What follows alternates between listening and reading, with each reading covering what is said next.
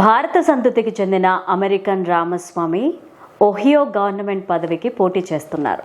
ఆయనకు అమెరికా అధ్యక్షుడు Donald Trump, dose సారథి Elon Musk మద్దతుగా నిలిచారు. రామస్వామి తనకు బాగా తెలుసని ట్రంప్ గుర్తు చేసుకున్నారు. తనకు ప్రత్యర్థిగా కూడా ఉన్న విషయాన్ని ఆయన ప్రస్తావించారు. రామస్వామిలో ఏదో ఒక ప్రత్యేకత ఉందని సోషల్ మీడియాలో ట్రంప్ పోస్ట్ చేశారు. Department of government efficiency DOGE ఏర్పాటులో వివేక్ రామస్వామిది కీలక పాత్ర. డోజ్కు ఎలన్ మస్క్ నాయకత్వం వహిస్తారని, ఈ టీంలో వివేక్ రామస్వామి కూడా ఉంటారని ట్రంప్ ప్రకటించారు.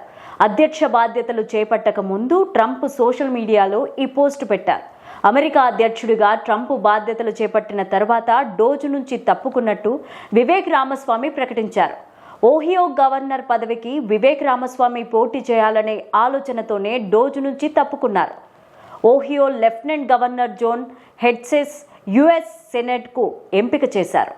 ఖాళీగా ఉన్న లెఫ్టినెంట్ గవర్నర్ పదవికి రామస్వామి పోటీ చేస్తున్నారు.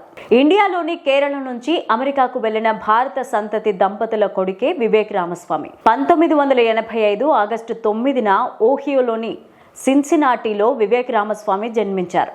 ఆయన తండ్రి వి గణపతి రామస్వామి, తల్లి గీతా రామస్వామి. గణపతి రామస్వామి కేరళలోని కాలికట్ నేషనల్ ఇన్స్టిట్యూట్లో గ్రాడ్యుయేషన్ పూర్తి చేశారు. ఇంజనీర్గా పనిచేశారు. గీతా రామస్వామి అమెరికాలో సైక్రియాటిస్ట్గా పనిచేశారు. వివేక్ రామస్వామి హార్వర్డ్ ఏల్ యూనివర్సిటీలో చదువుకున్నారు. బయోటెక్నాలజీలో కోట్లు సంపాదించారు. ఓక్ ఐఎన్సి అనే పుస్తకాన్ని రాశారు. ఈ బుక్ అత్యధికంగా అమ్ముడుపోయింది. కార్పొరేట్ యాక్టివిజానికి వ్యతిరేకంగా బహిరంగంగా వ్యాఖ్యలు చేశారు. 2024లో అమెరికా అధ్యక్ష పదవికి పోటీ చేసి చివరి నిమిషంలో ఆయన వెనక్కి తగ్గారు. ట్రంప్నకు ఆయన మద్దతు ప్రకటించారు.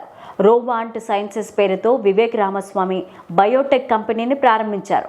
దీని విలువ 59,068 కోట్లు. ఓహియో స్టేట్ యూనివర్సిటీలో అసిస్టెంట్ ప్రొఫెసర్గా పనిచేస్తున్న అపూర్వను ఆయన పెళ్లి చేసుకున్నారు. వీరికి 2 పిల్లలు. H1B వీసా పైన వివేక్ రామస్వామి సంచలన కామెంట్స్ చేశారు. అమెరికా అధ్యక్ష పదవి రేసులో ఉన్న సమయంలో H1B వీసా పద్ధతిని రద్దు చేస్తామని అప్పట్లో ప్రకటించారు. మెరిట్ ద్వారా ఈ వీసాలు జారీ చేసే పద్ధతిని తెస్తామని ఆయన చెప్పారు.